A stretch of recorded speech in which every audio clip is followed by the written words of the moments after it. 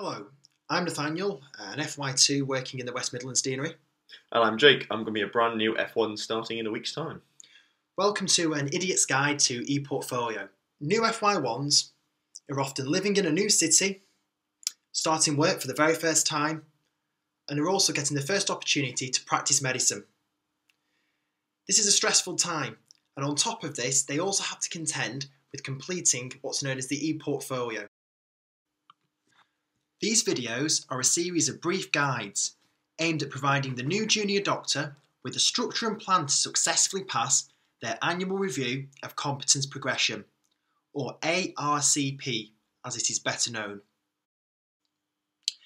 In the UK, junior doctors must pass this at the end of their Foundation Year 1 and 2 to show they have fulfilled the Foundation Programme curriculum.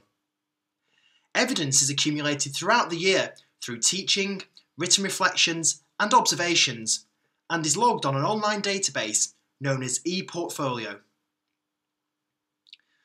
The website itself has been found by many new junior doctors to be difficult to navigate with its layout, with more areas to complete than initially seems.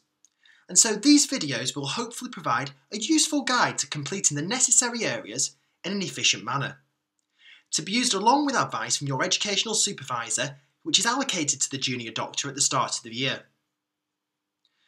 There are multiple lists on the site where you can track your progress. However, the key form which will be used to sign you off at the end of the year is Foundation Year 1 Interim ARCP, validation in brackets. And so this is where we will start. In the following videos, we will go through how to gain the required evidence for each of these sections. The first area is the hospital induction, completed at the start of the year. There is nothing to log specifically for this on ePortfolio. The second is around achieving the required number of appraisal meetings with your educational and clinical supervisors. This and the areas to cover in these meetings will be discussed in video 2. Next is the team assessment of behaviour. This will be covered in video 3. Mini clinical evaluation exercises, or CEXs, case-based discussions, CBDs, direct observation of procedural skills, DOPS, and developing the clinical teacher, DOCT, are collectively known as supervised learning events and are covered in video 4. ALS is a mandatory course.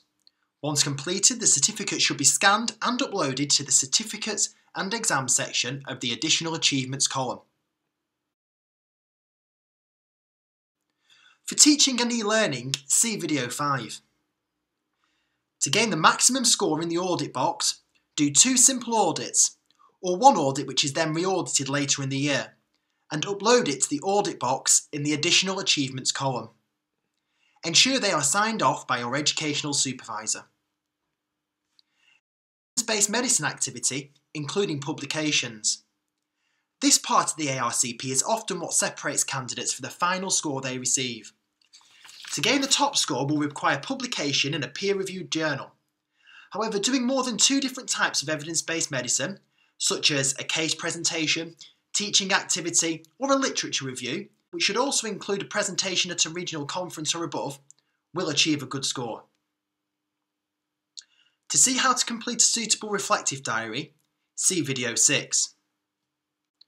For careers advice, discuss this with your educational supervisor, and then write a reflective piece logged in the Careers Management section of the Reflection column.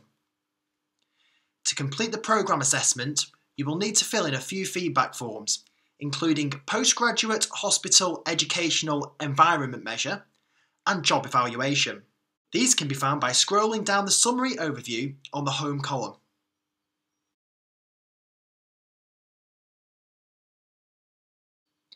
As mentioned earlier, the evidence accrued in the portfolio is used to demonstrate that all the aspects of the curriculum have been fulfilled.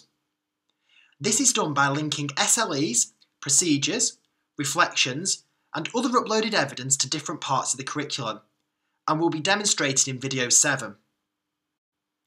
The trainer's global professional judgment is a subjective assessment of a junior doctor by their educational supervisor. This score again will influence the final ARCP score, and so if a higher score is needed, it may be worth explaining this to your educational supervisor at the start of the year and asking what you need to do to achieve this. Dependent on your deanery, there may be certain specific further evidence required to be uploaded.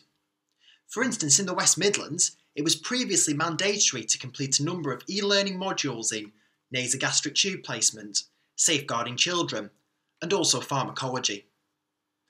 A useful place to monitor your current progress completing forms for each of your FY1 rotations is the target timeline, found in the forms column.